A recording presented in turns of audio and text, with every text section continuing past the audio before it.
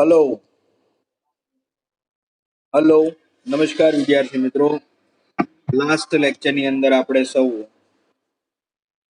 વેપારી બેંકના મુખ્ય કાર્યો બરાબર જેના વિશે આપણે ચર્ચા કરી હતી. આજના લેક્ચરની અંદર આપણે વેપારી બેંકના ગૌણ કાર્ય વિશે ચર્ચા કરવાની છે. ગૌણ કાર્ય બે છે આપણા, બરાબર. પહેલા તો આપણે ફરી વખત મુખ્ય કાર્યને યાદ કરી લઈએ. પહેલું કાર્ય છે થાપણો સ્વીકારવી. એની અંદર ચાર પ્રકાર, આમ જોઈએ તો મુખ્ય ત્રણ રીતે થાપણો સ્વીકારી શકાય, બરાબર. પણ અહીંયા ચાર રીતે આપણને આપેલી છે કે ચાલુ ખાતાની થાપણો, બચત ખાતાની થાપણો, ત્રીજું રિકરિંગ ખાતાની થાપણો અને ચોથું ફિક્સ ડિપોઝિટની થાપણો, બરાબર. બીજું કાર્ય છે ધિરાણની સવલતો પૂરી પાડવી. ત્રીજું છે ચુકવણી અને ઉપાડની સવલતો પૂરી પાડવાની કામગીરી એ બેંકનું મુખ્ય કાર્ય છે. ત્યાર પછી ચોથું શાખ સર્જનની પ્રક્રિયા બહુ જ ઇઝીલી રીતે તમને સમજ પડે એ રીતે સરળતાથી તમને સમજાવેલી છે. ત્યાર પછી પાંચમું આંતર બેન્કિંગ વ્યવહારો, જેની અંદર કોલ મની અને કોલ મની રેટ કોને કહેવાય એના વિશેની ચર્ચા આપણે ઓલરેડી કરી ચૂક્યા છીએ. Okay, now attention here to all of you. Last લેક્ચરની અંદર અહીંયા સુધી આપણે ચર્ચા કરી હતી. આજના લેક્ચરની અંદર આપણે વેપારી બેંકના ગૌણ કાર્ય વિશે ચર્ચા કરીશું.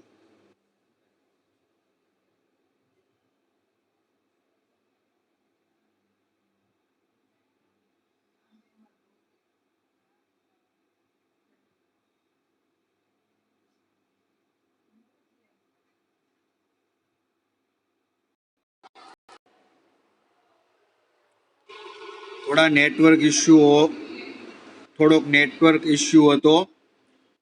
ઓકે, તો આજના લેક્ચરની અંદર વેપારી બેંકના ગૌણ કાર્ય વિશે ચર્ચા કરીએ આપણે, બરાબર. તો ગૌણ કાર્ય મિત્રો બે છે.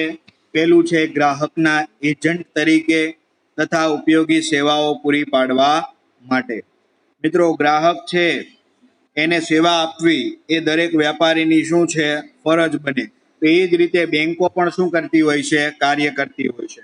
જે રીતે વેપારીઓ ગ્રાહકને સરળતાથી લાભ સારામાં સારા મળી રહે એ પ્રમાણે કામ કરે, તો વેપારની અંદર પણ એ જ પ્રમાણે કાર્ય કરવામાં આવતું હોય છે. અહીં અજાણ્યા જે આયાતકારો છે, નિકાસકારો છે, આયાત એટલે આપણે સૌ જાણીએ છીએ બીજા દેશમાંથી ચીજ વસ્તુઓ ભારતમાં આવે તેને આયાત કહેવાય, અને નિકાસ એટલે કે આપણા દેશની કોઈ પણ ચીજ વસ્તુ જ્યારે વિદેશમાં જાય છે ત્યારે તેને આપણે શું કહીએ છીએ, નિકાસ કહીએ છીએ. એટલે કે જે આયાતકાર છે, નિકાસકાર છે, એ બંને માટે બેંકો દ્વારા શાખ પત્ર આપવામાં આવે છે. શાખ પત્ર એટલે ઉધારીનું પ્રમાણપત્ર આપવામાં આવતું હોય છે. માની લો કે સુરતની અંદરથી કાપડ છે એ આપણે ઇંગ્લેન્ડ મોકલીએ છીએ, તો એના માટે કેશ પેમેન્ટ ન હોય, બરાબર. એના માટે બેંક થ્રુ જ તમારે શું કરવા પડે, ચોખ્ખા વહીવટો કરવા પડે. માની લો કે કંપની પાસે નાણાં ન હોય તો કંપની છે એ શાખ સર્જન કરી, એટલે કે શાખ પત્ર લઈ અને શું કરે છે, આગળની લેવડ દેવડ કરે છે. અન્ય કરવેરાઓ ભરીને પણ આપણે જોઈએ છીએ, અન્ય ટેક્સ પણ છે બેંક દ્વારા આપણે ચૂકવી શકીએ છીએ સરળતાથી. એ સિવાય ગ્રાહક પાસે જે કિંમતી વસ્તુઓ પડી છે, જેમ કે દાગીના છે, રોકડ રકમ છે, અન્ય મહત્વના ડોક્યુમેન્ટ્સ છે, જે ઇન ફ્યુચર એને ખૂબ જ ઉપયોગી બને છે, એ તમામ બધી જ વસ્તુઓ આજે આપણે બેંકની અંદર લોકર સુવિધાઓ ઉપલબ્ધ છે એ બેંકના લોકરની અંદર આપણે મૂકી શકીએ છીએ. એ લોકરની અંદર મૂકીને મિત્રો ગ્રાહક પાસેથી બેંક ભાડું વસૂલે છે, અને એ ભાડું લઈ અને બેંક લોકરની સુવિધા આપે છે, જેની અંદર આપણે સૌ શું કરી શકીએ છીએ, સરળતાથી આપણા નાણાં મૂકી શકીએ છીએ, રાખી શકીએ છીએ. ઇન ફ્યુચર જ્યારે જરૂર પડે ત્યારે આપણે એ નાણાં, સોનું, ચાંદી, અન્ય ધાતુઓ, જે કિંમતી વસ્તુઓ છે જે આપણે લોકરની અંદર રાખી હોય છે, એ તમામ વસ્તુઓ આપણે સરળતાથી બેંકની અંદર મૂકી જરૂર પડે ત્યારે એનો ઉપયોગ કરી એના બદલામાં બેંકને શું ચૂકવવું પડે છે? એ લોકરનું ભાડું ચૂકવવું પડતું હોય છે. એ સિવાય નાના કદના આર્થિક પ્રવૃત્તિ કરવા માટે, નાના કદની નાની નાની આર્થિક પ્રવૃત્તિઓ કરવા માટે મિત્રો સરકાર દ્વારા જે લોકો રોજગારી નથી મળતી, જેની પાસે પૂરતા પ્રમાણમાં નાણાં નથી, એમના માટે બેંક થ્રુ સરકાર એક કાર્ય કરે છે જેને કહેવાય નાનું ધિરાણ અથવા તો માઇક્રો ફાઇનાન્સ તરીકે એને ઓળખવામાં આવતા હોય છે. ઘણી વખત આપણે જોઈએ છીએ બે કંપનીઓ વચ્ચે અન્ય કોઈ પણ પ્રકારની એક ડીલ થઈ હોય, સોદાઓ થયા હોય, એની ચૂકવણીઓ જ્યારે નાણાંની કરવાની થાય ત્યારે રોકડ રકમ ન હોય ત્યારે જે તે કંપની એક કંપનીના ઓવરડ્રાફ્ટ તરીકે કાર્ય કરશે અથવા પે ઓર્ડર તરીકેની સુવિધા પણ આજે બેંક આપણને આપી દીધી છે. તો સરળતાથી આપણે આ માઇક્રો ફાઇનાન્સ એ ખેડૂતોને વધારે પ્રમાણમાં આપવામાં આવતું હોય છે, બરાબર? કારણ કે ખેડૂતો માટે સરકાર દ્વારા વિના મૂલ્યે એટલે કે વ્યાજનો દર 0% સુધી 4 લાખ રૂપિયાની લોન મફત આપે છે. કોઈ પણ બેંકમાં તમે જાઓ, તમારી જમીન ઉપર તમે કેટલા લાખની લોન લઈ શકો છો? 4 લાખની લોન નિઃશુલ્ક લઈ શકો છો. કોઈ પણ પ્રકારનું વ્યાજ તમારે એના ઉપર ચૂકવવાનું રહેતું નથી. ઓકે, તો આ વેપારી બેંકના ગૌણ કાર્યમાંનું પહેલું કાર્ય આપણે ચર્ચા કરી મિત્રો, એ છે ગ્રાહકના એજન્ટ તરીકે અને ઉપયોગી સેવાઓ પૂરી પાડવા માટે. નેક્સ્ટ અને બીજું કાર્ય આપણે ચર્ચા કરીએ, બદલાતા જતા સમય સાથે આધુનિક સેવાઓ પૂરી પાડવાનું કાર્ય એ પણ વેપારી બેંકોનું કાર્ય છે. ગુજરાતીમાં એક કહેવત છે કે ભાઈ પરિવર્તન સંસારનો નિયમ છે. 1947માં આપણે આઝાદ થયા ત્યારે 1 રૂપિયાની વેલ્યુ ઘણી બધી હતી. આજે 2021ની અંદર 1 રૂપિયાની વેલ્યુ બહુ ઓછી છે ખરી, એની વેલ્યુ છે, નથી એમ નહીં, પણ જે 47માં હતી એ વેલ્યુ આજે નથી. એટલે પરિવર્તન સંસારનો નિયમ છે. જ્યારે બેંકોની શરૂઆત નહોતી થઈ ત્યારે સરાફો, પેઢીઓ, વાણિયાઓ છે એ ઢાળિયા ઉપર, પાટલી ઉપર બેસીને શું કરતા હતા? ઉધાર જમાના વ્યવહારો નોંધતા હતા. ધીરે ધીરે આધુનિકરણ થયું, બેન્કિંગ ક્ષેત્રે કોમ્પ્યુટર આવ્યું, ઇન્ટરનેટના માધ્યમો આજે અવેલેબલ છે. દુનિયાના કોઈ પણ ખૂણામાં બેઠા બેઠા આજે આપણે નાણાં નજીવી એવી સેકન્ડોમાં, નજીવી એવી મિનિટોમાં એક ખાતામાંથી બીજા ખાતામાં ટ્રાન્સફર કરી શકીએ છીએ. બેંક આજે આપણને આવી અવનવી આધુનિક અને ટેકનોલોજીકલ સુવિધાઓ પૂરતા પ્રમાણમાં પૂરી પાડી છે. માની લો કે અમદાવાદમાં બેઠેલો કોઈ પણ વ્યક્તિ ઓસ્ટ્રેલિયાની અંદર એને 5 લાખ રૂપિયા મોકલવાના થાય તો એને જવું આવવું ઘણું બધું સમય લાગી જાય, ખર્ચો પણ થાય. પણ આજે આ ઇન્ટરનેટ અને કોમ્પ્યુટર અને ખાસ કરીને આજે સ્માર્ટ મોબાઈલ ફોન આવવાને કારણે ખાસ કરીને આ સુવિધા આપણે સરળતાથી પ્રાપ્ત કરતા થઈ ચૂક્યા છીએ, જેનો લાભ આપણને આજે પૂરતા પ્રમાણમાં મળી રહ્યો છે. બેંકો દ્વારા આજે NEFT, યાદ રાખજો, NEFT નું ફૂલ ફોર્મ શું થાય મિત્રો? યાદ રાખજો, વારંવાર પરીક્ષામાં પૂછાય છે. National electronic fund transfer. યાદ રાખજો, NEFT નું ફૂલ ફોર્મ શું થાય? National electronic fund transfer. એ સિવાય આરટીજીએસ નું ફૂલ ફોર્મ પરીક્ષામાં પૂછાય છે. રિયલ ટાઈમ ગ્રોસ સેટલમેન્ટ, બરાબર? Real time gross settlement page number 39 પર છે. પુસ્તક સાથે રાખીને બેસવાનું હોય મિત્રો, બરાબર? એ સિવાયની કોર બેન્કિંગની સુવિધા, CORE, કોર બેન્કિંગ, એનું ફૂલ ફોર્મ પરીક્ષાની અંદર ચાન્સીસ ખરા, એટલે એને પણ ધ્યાનમાં લેવાનું, બરાબર? કોર એટલે શું? Centralization online real time exchange. જો 3 NEFT, RTGS, core banking, 3 full form ફરી વખત બોલું છું. Now attention here to all of you.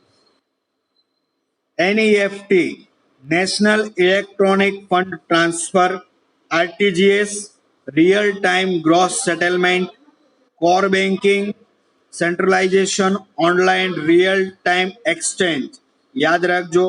એ સિવાય ઇન્ટરનેટના માધ્યમથી પે ફોન, ગૂગલ પે, અન્ય વિવિધ એપ્લિકેશનોના માધ્યમથી એક ખાતામાંથી બીજા ખાતામાં આજે આપણે નાણાં મોકલી શકીએ છીએ. એના બદલામાં આજે આપણે ઓનલાઈન ખરીદી પણ કરી શકીએ છીએ. ઓનલાઈન ખરીદીનું પેમેન્ટ ઓનલાઈન કરી શકીએ. કોઈ પણ પ્રકારની ટિકિટ બુક કરાવવાની થાય, એ એરલાઇન્સની હોય, રેલવેની હોય, બસ ટિકિટ હોય, મૂવીની ટિકિટ હોય, કોઈ પણ પ્રકારની ટિકિટ હોય, એ સરળતાથી તમે શું કરી શકો છો? આ ઇન્ટરનેટના માધ્યમથી બેંક થ્રુ વહીવટ કરી શકો છો. બેંક દ્વારા આજે 2 કાર્ડ આપવામાં આવ્યા છે આપણને, એટીએમ કાર્ડ કમ ડેબિટ કાર્ડ. એ સિવાય હાલ તો ક્રેડિટ કાર્ડની સુવિધાઓ પણ બેંક આપણને પૂરતા પ્રમાણમાં આપતી થઈ છે. ઓકે. એ સિવાય મહત્વની અને અગત્યની વસ્તુ જો કોઈ હોય તો એ એક વસ્તુ છે કે ડીમેટ ખાતું. જે તમે ઓલરેડી બીએ અને એસપી ની અંદર ભણતા હો છો કે ડીમેટ ખાતું કોને કહેવાય. ડીમેટ ખાતું ક્યારે તમારા એકાઉન્ટ સાથે લિંક થાય કે જ્યારે માનો કે કોઈ પણ વ્યક્તિ શેર ખરીદે, ડિબેન્ચર ખરીદે, બોન્ડ ખરીદે, ટ્રેઝરી બિલ ખરીદે, આવા સમયની અંદર શું થતું હોય છે મિત્રો? જે બેંક એકાઉન્ટ તમારું છે એની અંદર ઓનલાઈન ઓટોમેટિક ડીમેટ ખાતું ખુલે છે, જેની અંદર તમારા તમામ પ્રકારના શેર, ડિબેન્ચર, બોન્ડ, જેને ઇલેક્ટ્રોનિક સ્વરૂપે શું કરે છે? સાચવે છે. બરાબર. તો આ પ્રમાણે કામ થતું હોય છે. ખાસ એનું આપણે ધ્યાન રાખવાનું છે. આ પ્રમાણે આપણને બેંક કાર્ય કરી આપે છે.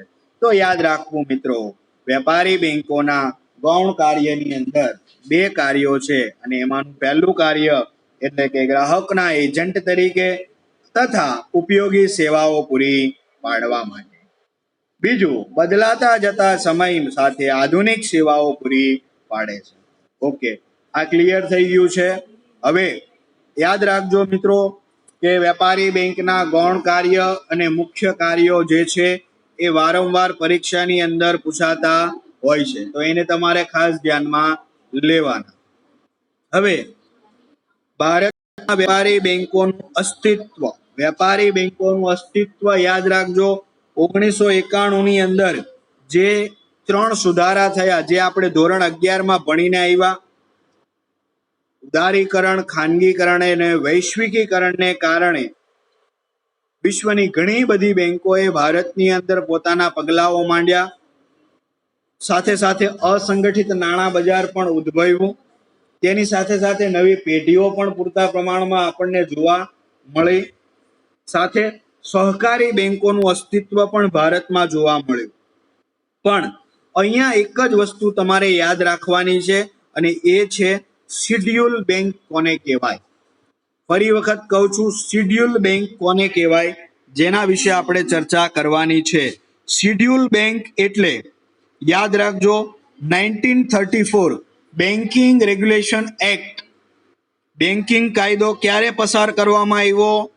યાદ રાખજો, જ્યારે આપણે આઝાદ નહોતા થયા ત્યારે બેન્કિંગ રિઝર્વ બેંક ઓફ ઇન્ડિયાનો કાયદો, બેન્કિંગ રેગ્યુલેશન એક્ટ 1934 યાની કે 1934 ના ધારા મુજબ બીજી અનુસૂચિમાં સમાવેશ થતી બેંકોને શિડ્યુલ બેંક કહેવાય. ફરી વખત, બેન્કિંગ રેગ્યુલેશન એક્ટ 1934 ના ધારા મુજબ બીજા શિડ્યુલમાં પ્રવેશ પામતી, એટલે કે બીજા શિડ્યુલમાં જેની સ્થાપના થઈ હોય તેવી બેંકોને શિડ્યુલ બેંક તરીકે ઓળખવામાં આવે છે. યાદ રાખજો, શિડ્યુલ બેંકના તમામ નીતિ નિયમો એ રિઝર્વ બેંકના નીતિ નિયમો પ્રમાણે જ લાગુ પડે છે. જે રિઝર્વ બેંક ધારા ધોરણો નીતિ નિયમો નક્કી કરે છે, એ જ નીતિ નિયમો પણ શિડ્યુલ બેંકને નક્કી થતા હોય છે. શિડ્યુલ બેંકના પ્રકારો તમે જોઈ શકો છો, 2 છે. એક વેપારી બેંક, બીજું સહકારી બેંક. વેપારી બેંકમાં 1, 2, 3, 4 પ્રકારો છે. સહકારી બેંકમાં કોઈ પ્રકાર નથી. વેપારી બેંકમાં પહેલો પ્રકાર જાહેર ક્ષેત્રની વેપારી બેંક, બીજો પ્રકાર ખાનગી ક્ષેત્રની વેપારી બેંક, ત્યાર પછી બીજો પ્રકાર, ભારતમાં કામ કરતી વિદેશી બેંકો કેટલા પ્રમાણમાં છે, અને ચોથું પ્રાદેશિક ગ્રામીણ બેંક, બરાબર, જેના વિશે આપણે ચર્ચા કરીએ. તો અહીંયા તમારે એક વસ્તુ જ યાદ રાખવાની છે સ્ટુડન્ટ, કે ભારતમાં વેપારી બેંકોના અસ્તિત્વ વાળા પોઈન્ટની અંદર એક જ વસ્તુ યાદ રાખવાની, શિડ્યુલ બેંક કોને કહેવાય. શિડ્યુલ બેંક એટલે કે 1934 મુજબ બીજા શિડ્યુલમાં સમાવેશ થતી તમામ બેંકોનો સમાવેશ શેમાં થાય છે? શિડ્યુલ બેંકની અંદર કરવામાં આવે છે, બરાબર, જેનું આપણે દરેકે ખાસ ધ્યાન લેવાનું છે. ઓકે, અત્યાર સુધીના જે અગત્યના પ્રશ્નો છે એ પ્રશ્નોની તમને ફરી વખત ડિસ્કસ કરાવી આપું.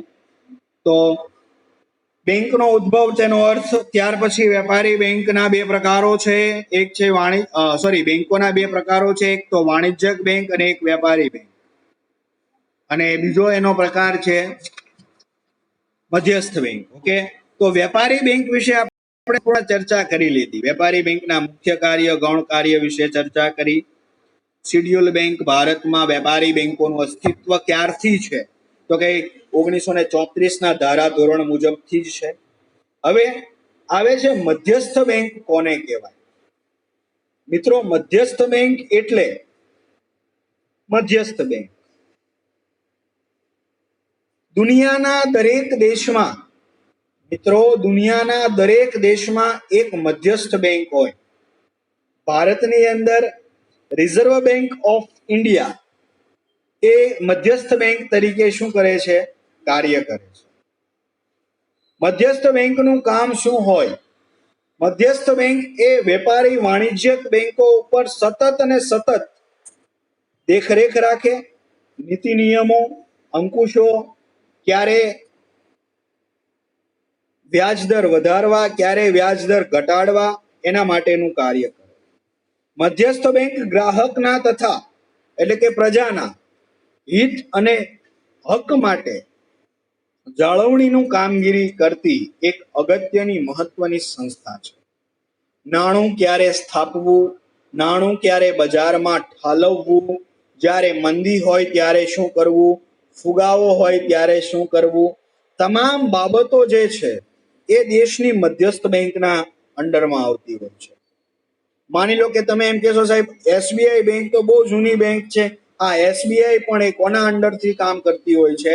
મધ્યસ્થ બેંકના અંડરથી જ કામ કરતી હોય. યાદ કરો, આપણે ત્યાં લગભગ 1500 થી 2000 જેટલી બેંકો છે, બરાબર. 1500 થી લઈ અને 2000 જેટલી બેંકો ભારતની અંદર આપણને જોવા મળે છે. હવે આરપી કેન્ટની વ્યાખ્યા આપણે જોવાની છે, પેજ નંબર 39 પર આપેલી છે. આરપી કેન્ટની વ્યાખ્યા. આરપી કેન્ટ વ્યાખ્યા આપતા મિત્રો જણાવે છે કે મધ્યસ્થ બેંક એક એવી સંસ્થા છે કે જે પ્રજાના હિત માટે અર્થતંત્રમાં નાણાંના પુરવઠાનું સંકોચન અને વિસ્તરણની જવાબદારી સંભાળે. મધ્યસ્થ બેંક એક એવી સંસ્થા, આરપી કેન્ટ શું કહે છે કે મધ્યસ્થ બેંક એક એવી સંસ્થા છે કે જેની અંદર બેંક શું કરે છે? અર્થતંત્રમાં પ્રજાના હિત માટે તો ધ્યાન રાખીને, પ્રજાના હિતને ધ્યાનમાં રાખીને બજારમાં કેટલું નાણું ઠાલવવું, બજારમાં કેટલો પુરવઠો જથ્થો નાખવો, એ તમામ એનું સંકોચન, નિયમન અને દેખરેખ રાખવાની કામગીરી, આ જવાબદારી કોને સોંપવામાં આવેલી છે મિત્રો? ખાસ કરીને આપણા આ મધ્યસ્થ બેંકને સોંપવામાં આવેલી છે. મધ્યસ્થ બેંક એ બજારની અંદર તમામ પ્રકારના કાર્યો કરતી સંસ્થા છે. બેન્કિંગ ક્ષેત્રે જ્યારે દેશની સર્વોચ્ચ બેંક કહેવાતી હોય ત્યારે બેન્કિંગની અંદર આવતા આર્થિક સંકળામણ ઉદ્ભવતે જ્યારે દેશને, ત્યારે સરકારને પણ રિઝર્વ બેંક ઓફ ઇન્ડિયા છે એ શું કરતી હોય છે? લોન આપતી હોય છે. સરકારને પણ લોન આપવામાં આવે છે. એક જ કામ છે, ટૂંકમાં અર્થતંત્રની અંદર ઉદ્ભવતા તમામ પ્રશ્નોનું નિરાકરણ, એ આર્થિક પ્રશ્નો જ્યારે હોય એ પ્રશ્નોનું સંપૂર્ણ નિરાકરણ લાવવાનું કાર્ય દેશની મધ્યસ્થ બેંક કરે છે, દેશની સર્વોચ્ચ બેંક કરતી હોય છે. જ્યારે સમગ્ર અર્થતંત્રની અંદર નાણાંની હેરફેર થતી હોય છે ત્યારે તેની અમુક અસરો નેગેટિવ થિંકિંગથી પણ હોય છે. દેશનો વિકાસ અને વૃદ્ધિ કઈ રીતે થાય એના માટે મધ્યસ્થ બેંક, સર્વોચ્ચ બેંક, રિઝર્વ બેંક એ સતત અને સતત કાર્યશીલ પ્રવૃત્તિ કરતી હોય છે. નાણાકીય વ્યવહારોના સંપૂર્ણ નિયંત્રણ, નાણાંના મૂલ્યની જાળવણીઓ, એની જવાબદારીઓ, સંપૂર્ણ કાર્ય દેશની મધ્યસ્થ બેંક કરતી હોય છે. મધ્યસ્થ બેંક ખાસ કરીને નાણાકીય નીતિઓ ઘડતી હોય છે. નાણાકીય નીતિઓ એટલે કે જે આપણે નક્કી કરીએ ને, આયોજન પંચ દ્વારા જે પંચવર્ષીય યોજનાઓ નક્કી કરવામાં આવે છે, એ પંચવર્ષીય યોજનાઓ કોણ નક્કી કરે છે મિત્રો? આ રિઝર્વ બેંકના અંડરમાં નક્કી થાય.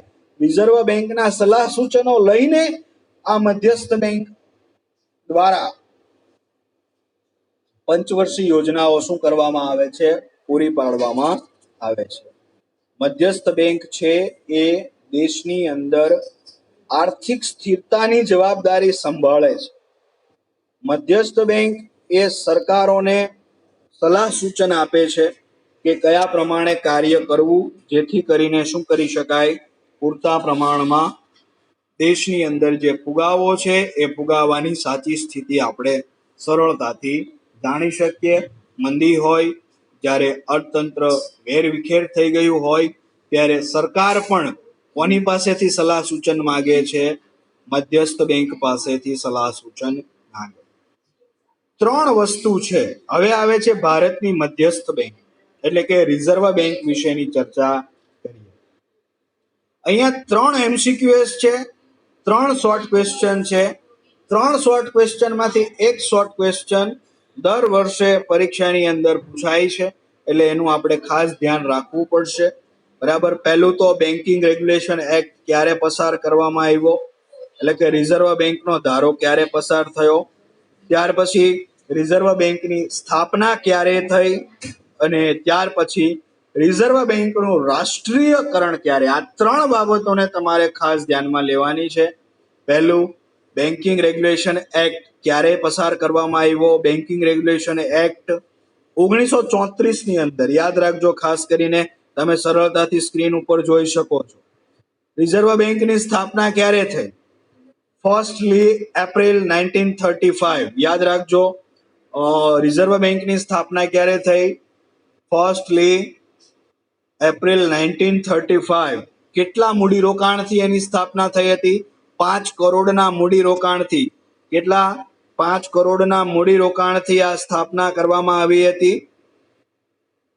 ખાનગી મૂડીરોકાણ હતું, કારણ કે 1935 ની અંદર સ્ટુડન્ટ જાણો છો કોનું શાસન હતું? અંગ્રેજોનું શાસન હતું. બરાબર. પણ હવે એનું ભારતમાં રાષ્ટ્રીયકરણ ક્યારે કરવામાં આવ્યું? યાદ રાખજો, રિઝર્વ બેંકનું રાષ્ટ્રીયકરણ ફર્સ્ટલી જાન્યુઆરી 1949.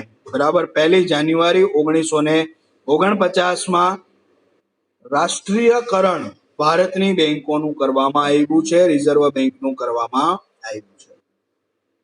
રિઝર્વ બેંક એ દેશની સર્વોચ્ચ બેંક માનવામાં આવે છે. દેશની અંદર તમામ પ્રકારની બાબતો, નાણાંઓ ક્યારે વધારવા, નાણાં ઘટાડવું, મંદી, ફુગાવો, અર્થતંત્ર ક્યારે વેરવિખેર થઈ જાય. અત્યારે આપણે લાસ્ટ 1.5 વર્ષથી જોઈએ છીએ તો અર્થતંત્ર એ વેરવિખેર થઈ ચૂક્યું છે. તો એને કઈ રીતે સરળતાથી જે પોઝિશન પર છે એનાથી અપ લઈ જવું, એ તમામ નીતિ નિયમો ભારતની અંદર કોણ ઘડે છે? દેશની મધ્યસ્થ બેંક, દેશની સર્વોચ્ચ bank. Okay, now attention here to all of you dear.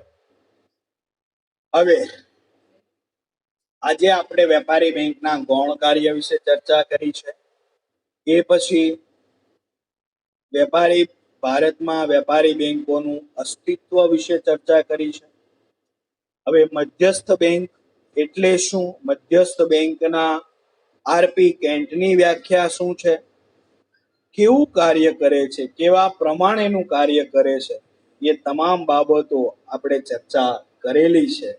હવે પછી આવશે રિઝર્વ બેંક ઓફ ઇન્ડિયાના નાણાકીય કાર્ય, બિન નાણાકીય કાર્ય, તો જેને આપણે નેક્સ્ટ લેક્ચરની અંદર ચર્ચા કરીશું. ઓકે, આજનો લેક્ચર અહીંયા સુધી રાખીશું.